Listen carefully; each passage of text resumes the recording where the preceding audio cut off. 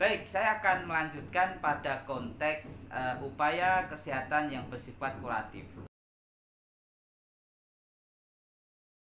Halo Sobat Sehat, saya berharap Anda sekalian pada pagi hari ini senantiasa sehat bugar dan terus semangat untuk belajar herbal. Herbal milenial untuk terapi rasional. Nah, itu ya. Baik, saya akan melanjutkan pada konteks upaya kesehatan yang bersifat kuratif. Mengapa saya letakkan ini terakhir ya, kuratif? Karena memang ini sebetulnya adalah membutuhkan bahasan tersendiri. Kalau herbal kita klaim secara kuratif mampu menyembuhkan atau membantu menyembuhkan, maka kita harus paham betul. Paham tentang apa?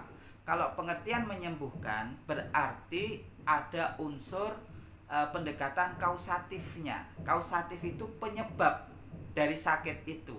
Maka kalau kita ingin mengklaim bahwa herbal kita ini memiliki kemampuan kausatif ya, terapi kausatif, terapi penyebab dari penyakit itu, berarti ini dimaksudkan adalah herbal itu menyembuhkan. Nah, kalau seperti itu, maka apa yang harus kita lakukan adalah kita pahami dulu bagaimana faktor penyebab dari penyakit itu. Apa saja yang menyebabkan terjadinya penyakit itu. Sebagai contoh misalkan mereka yang mengalami katakanlah infeksi ya. Infeksi bisa disebabkan faktor penyebabnya adalah agen-agen infektif, bisa bakteri, bisa virus ya, bisa jamur, bisa protozoa. Jadi pahami dulu apa agen penyebabnya. Kalau virus akan berbeda dengan bakteri, berbeda lagi dengan jamur, berbeda lagi dengan protozoa dan seterusnya. Ya, jadi dipahami faktor penyebabnya. Nah, kalau sudah kita paham faktor penyebabnya, maka ketika target terapi kita disasarkan pada penyebabnya itu untuk dihilangkan, maka herbal-herbal yang demikian itu disebut sebagai herbal yang memiliki kemampuan kuratif atau penyembuhan.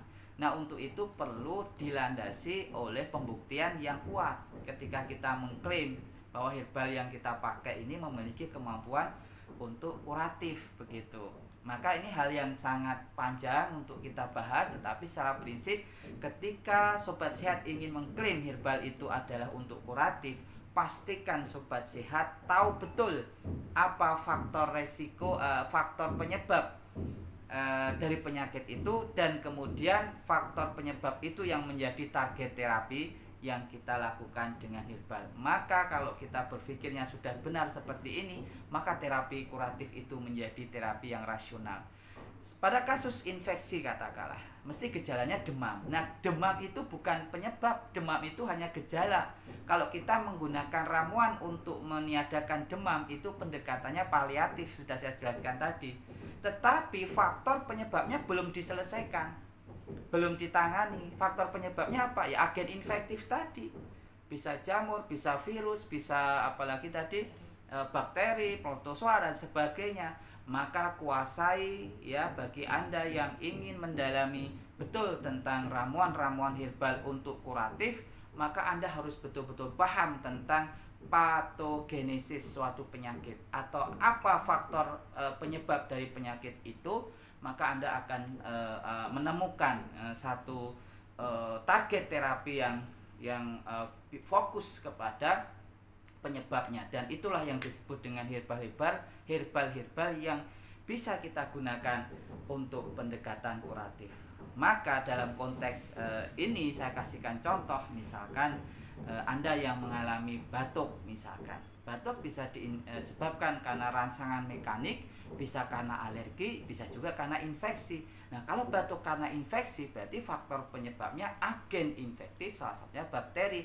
Maka Anda bisa mengklaim herbal-herbal seperti sirih misalkan, kemudian patikan kebo misalkan, itu sebagai agen infektif yang akan menyelesaikan tugasnya untuk bisa bersifat menghambat bakteri tersebut atau membunuh bakteri tersebut. Kalau herbal ini bersifat menghambat, berarti disebut kemampuannya bakteriostatik. Kalau herbal ini bersifat membunuh berarti bersifat bakteriosit. Jadi logikanya adalah seperti itu jika kita berpikir untuk melakukan upaya kuratif. Terus panteng bersama dengan YouTube channel Dr. Gintoko Official untuk mendapatkan informasi yang berbobot, bermutu, dan rasional. Assalamualaikum warahmatullahi wabarakatuh.